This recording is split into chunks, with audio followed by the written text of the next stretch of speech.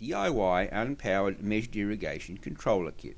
The do-it-yourself kit is easy to assemble and cuts the price of unpowered measured irrigation by more than 50%. Before giving detailed instructions for assembling the kit, let me remind you of the features. Completely automatic. No electricity is needed. No batteries, no solar panels, no solenoids, and no electronics. It's a smart irrigation controller. The irrigation is controlled by the prevailing weather conditions. Used for gravity feed or pressurised irrigation.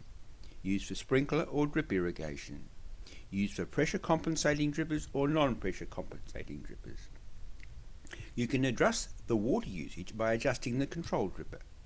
You can adjust the irrigation frequency by adjusting the float and the control screw. The water usage is directly proportional to the net evaporation rate. This is a unique feature of measured irrigation. It responds appropriately to an unexpected heat wave. When it rains, water enters the evaporator and delays the start of the next irrigation. Water usage is independent of the water supply pressure. This is a unique feature of measured irrigation. Uses much less water without affecting the yield. Simple and low-tech, and so easy to assemble and fewer things to go wrong. You can leave your garden unattended for weeks on end. The kit includes everything you need except the evaporator. The components in the kit are valve assembly, cylindrical float, 6 float rings, outlet pipe, 2 plastic nuts, inlet adapter, adjustable control dripper assembly, and a flexible overflow tube. Now for the assembly instructions. Choose a suitable evaporator. The evaporator is a plastic container with vertical sides with an opening of at least 20 by 20 centimeters and a height of at least 15 centimeters. A hobby box is ideal. Drill 2 20mm holes in opposite sides of the evaporator. Insert the inlet pipe through one of the holes in the evaporator and attach one of the plastic nuts. Insert the outlet pipe through the other hole in the evaporator and attach the other plastic nut. Connect the outlet pipe to the valve assembly. Wrap Teflon tape around the inlet pipe and the outlet pipe as close as possible to the sides of the evaporator and tighten the internal backing nuts against the external plastic nuts.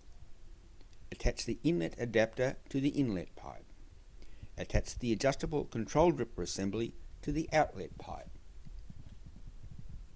Connect the water supply to the inlet side of the evaporator. Connect the irrigation system to the outlet side of the evaporator. Adjust the float shaft so that it is vertical. Slide the cylindrical float over the float shaft. Connect the overflow tube to the top of the float shaft.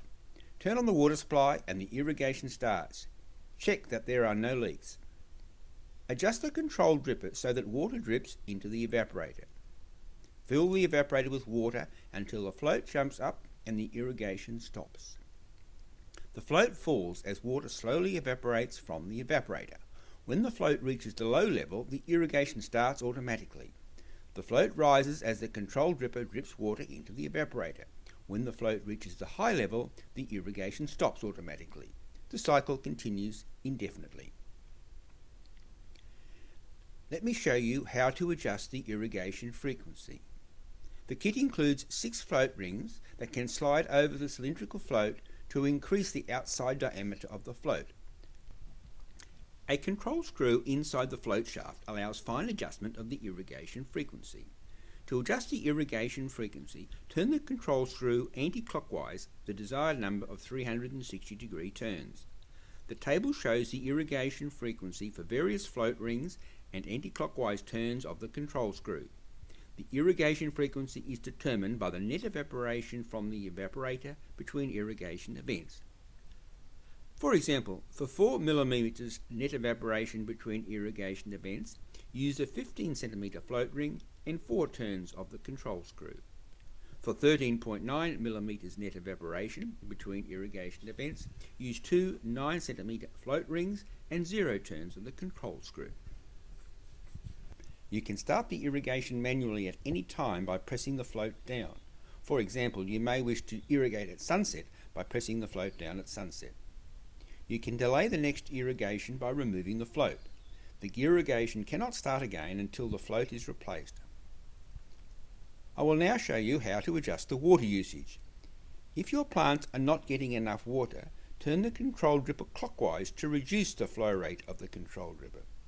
If your plants are getting too much water, turn the control dripper anti-clockwise to increase the flow rate of the control dripper.